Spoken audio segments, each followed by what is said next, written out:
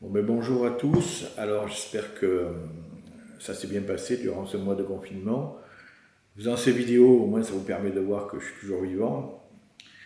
Et je me suis interrogé, avant d'aborder le sujet, donc, qui est celui aujourd'hui de l'exercice de recours éventuels contre les mesures prises par le gouvernement et surtout leurs conséquences, je m'interrogeais sur la situation actuelle. Et je me disais qu'en définitive, si vous avez un mal-être, si quelque chose ne va pas, il faut se poser la question de notre rapport au temps. Vous savez, ça avait déjà existé, ça. On avait connu cette situation en 1936. En 1936, donc, les premiers congés payés avaient existé. Et beaucoup des gens qui en bénéficiaient ne pouvaient pas partir comme aujourd'hui vers d'autres cieux, sur la côte d'Azur ou ailleurs, bien qu'il y en ait eu à l'époque aussi. Et pour l'essentiel, ils sont restés chez eux. Et ça a créé des tas de dépressions, des tas de problèmes psychologiques, au point qu'un évêque, l'évêque de Saint-Dié, avait été obligé de prendre les choses en main, et que pour distraire, on peut utiliser ce terme, ces ouailles, il organisait des processions, alors des pèlerinages pratiquement, de 20-30 km pour les faire marcher, pour les occuper. Alors, on s'était posé la question, pourquoi en définitive ce type de dépression? Parce que ça a posé à l'époque la question du rapport au temps. Qu'est-ce que c'est le rapport au temps? C'est le fait que, à cette époque-là, l'inactivité avait deux causes. C'était soit la maladie, soit le chômage. Et donc, l'inactivité générait l'angoisse. Et c'est cette angoisse qui a surgi. Et bien aujourd'hui, je pense qu'on subit le même phénomène, à savoir qu'on a une inactivité inexpliquée. Parce que même lorsqu'on est en vacances, on a des objectifs. Là, tout d'un coup, plus d'objectifs. Et une contrainte à ne pas avoir d'objectifs. Donc voilà, c'était pour vous donner des raisons, ou des motifs, si vous voulez, qui pouvaient expliquer que vous soyez un petit peu déstabilisé par la situation. Bon, venons-en au sujet. Alors, le sujet aujourd'hui, c'est on est au cœur du sujet en réalité. C'est-à-dire, qu'est-ce qui va exister après? Alors, le gouvernement a tenté de limiter les conséquences des mesures sévères, voire terribles, qui ont été prises, en faisant appel aux assureurs. Il les a sollicités, il y a eu des pourparlers qui se sont engagés, et en définitive, les assureurs ont estimé qu'il fallait pratiquement 60 millions d'euros pour pallier les carences des entreprises, les conséquences de la crise sanitaire vis-à-vis des entreprises, voire des particuliers, et ont refusé de faire jouer la garantie perte d'exploitation. La seule concession qu'ils ont faite, c'est de différer des échéances, voire de les éliminer pour les entreprises en difficulté. Alors si vous appartenez à cette catégorie-là, n'hésitez pas à faire votre requête. Bien. Alors moi je me suis positionné et j'ai pris en compte la situation de ceux qui déjà souffraient et qui demain ne vont pas savoir comment faire. Alors évidemment, le recours en justice, c'est la dernière carte à jouer. Moi, je n'ai pas à me placer du côté du gouvernement pour savoir si ma position est rigide, si on est égoïste. Non, moi, je suis du côté des particuliers et je suis là pour les défendre. À d'autres, les questions de solidarité, moi, ma solidarité, elle va vers vous, les particuliers et les individus. Je n'ai pas à me préoccuper de l'ensemble de la nation et du destin de la nation, c'est mon rôle. Et vous aussi, il faut que vous vous occupiez un petit peu de vous. Il n'y a pas que la solidarité, parce que l'égoïsme parfois est un petit peu nécessaire. Et là, il va l'être d'ailleurs. Alors, si les choses se déroulent comme elles ont l'air de se dérouler, et si des lois permettant votre indemnisation n'interviennent pas, que va-t-il se produire? Vous allez exercer des recours, et ces recours vont dépendre de la juridiction administrative. Vous allez pouvoir les faire financer au moyen de vos assurances protection juridique. Alors regardez bien, parce que les assurances protection juridique, elles sont souvent glissées dans votre contrat multirisque habitation. Alors il y en a des spécialisés, des non spécialisés. Analysez bien ces clauses et à la limite, faites-vous conseiller par votre assureur, c'est son rôle. Si vous mettez en œuvre donc une procédure, que vous introduisez une procédure, vous allez devoir le faire sur la loi du 23 mars et sur les dispositions du Code de la santé publique. La loi du 23 mars, c'est celle qui a entériné le décret qui avait déclaré l'urgence sanitaire. Mais les dispositions sont simples.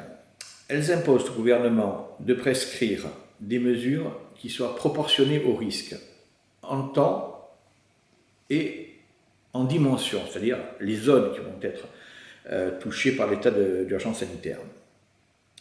Donc c'est là-dessus qu'il va falloir agir. Alors sur le temps, vous avez très bien compris. C'est-à-dire que si l'on sait, et l'on sait, que cette crise sanitaire s'est déclarée au mois de novembre 2019 en Chine, que le premier cas diagnostiqué, révélé, qui a fait l'objet d'une hospitalisation, c'est un Chinois qui était en France et ça remonte au 24 janvier. Donc vous mettez novembre, janvier, ça fait donc décembre, novembre-mars, puisque les lois vont intervenir à mi-mars, ça fait décembre, janvier, février, mars. Il a fallu 4 mois donc, pour que le gouvernement réagisse. Manifestement, la notion de temps, comme je vous l'ai dit, est prévue par la loi. La réaction a été beaucoup trop lente et vous allez pouvoir engager la responsabilité du gouvernement sur le délai pris pour prendre les premières mesures. Il y a aussi la notion de lieu et de zone, comme je l'ai dit.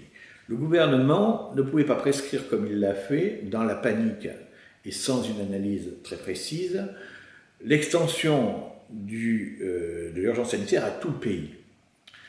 Même si on connaît les raisons qu'ils exposent quant au fait, si vous voulez, que la maladie, de toute façon, il fallait la circonscrire au niveau de l'État parce qu'on ne pouvait pas empêcher les gens de passer d'un département à l'autre. Il me semble, si vous voulez, que l'analyse que fait la loi, l'interprétation que fait la loi ne rejoint pas les explications du gouvernement aujourd'hui. Donc, il est évident que des départements très peu touchés, comme par exemple le Vaucluse, où je crois qu'on en est à quelques cas de coronavirus, eh bien, il n'est pas certain qu'il eût été nécessaire d'étendre la loi au Vaucluse. Nous avions dans cette zone lits de réanimation suffisante, etc., etc. Même s'il y a eu beaucoup d'hospitalisés, il faut quand même le souligner. Enfin, tout ceci est analysé, je vous émets ces suggestions avec réserve. Par contre, il y a aussi 2 obligations qui sont nées du Code de la santé publique et de la loi du 23 mars. La loi du 23 mars est venue officialiser, après le Code de la santé publique et après la loi de 2015 sur l'urgence sanitaire, l'existence du comité scientifique. Et ce comité scientifique avait une obligation, c'est de diffuser au public les directives et les données qu'il communiquait à l'État. Or, vous savez que ce n'a pas été le cas.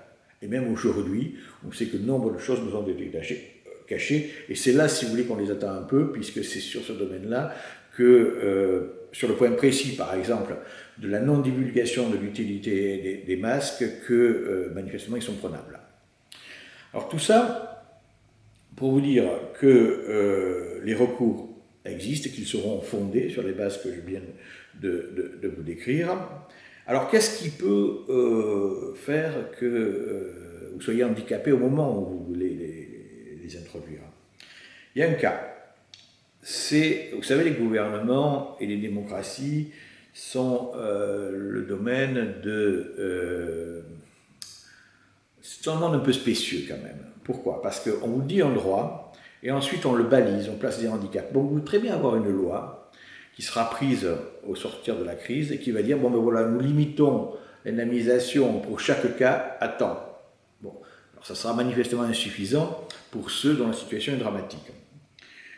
Puis il peut y avoir aussi d'autres éventualités. Vous voyez le gouvernement dire, écoutez, nous allons prendre une loi sur les recours éventuels, et cette loi a placé tout un tas d'embûches qui seront toutes justifiées par des motifs d'équité, mais qui, en réalité, feront de l'action en justice un parcours du combattant. Alors, il faut attendre un peu, ne vous précipitez pas au lieu de commencer à réfléchir, à analyser les choses, ne vous précipitez pas. Moi, j'essaierai de vous aider lorsque ces textes, parce qu'ils vont exister, parce que je ne vois pas quel autre moyen ils vont avoir de limiter, d'endiguer le flot des recours qui, de toute façon, seront devenus indispensables. Ou alors, ça sera une embellie, on aura droit à une loi d'indemnisation qui couvrira tous les sinistres, mais même dans ces cas-là, je pense qu'il y aura des oubliés, parce que la loi ciblera des cas et en oubliera d'autres, donc il faudra toujours bien réfléchir aux mesures qui sont prises et à leurs conséquences. Bon, écoutez, les amis, j'espère que ça va bien. C'est pas très gai tout ce que je vous dis, parce que c'est vrai que les recours sont longs devant l'administratif, ça n'en finit plus, hein, je vous le dis de suite. Mais ça fait rien, il faut le faire. Pourquoi? Parce que le faire vous permettra vis-à-vis des administrations qui ne vont pas vous manquer de vous harceler, d'avoir bâti l'existence de votre préjudice, les raisons pour lesquelles il existe, et aussi d'inverser un petit peu le sens des responsabilités, non pas peut-être de façon tout à fait efficace dans le cadre d'un rapport de l'administration des impôts, mais au moins, si vous voulez, dans le discours, et ça compte. Bon, écoutez, on se reverra. Je vais essayer encore de réfléchir aux mesures et à ce que je peux vous, et aux conseils qui peuvent vous être utiles. Allez, à bientôt.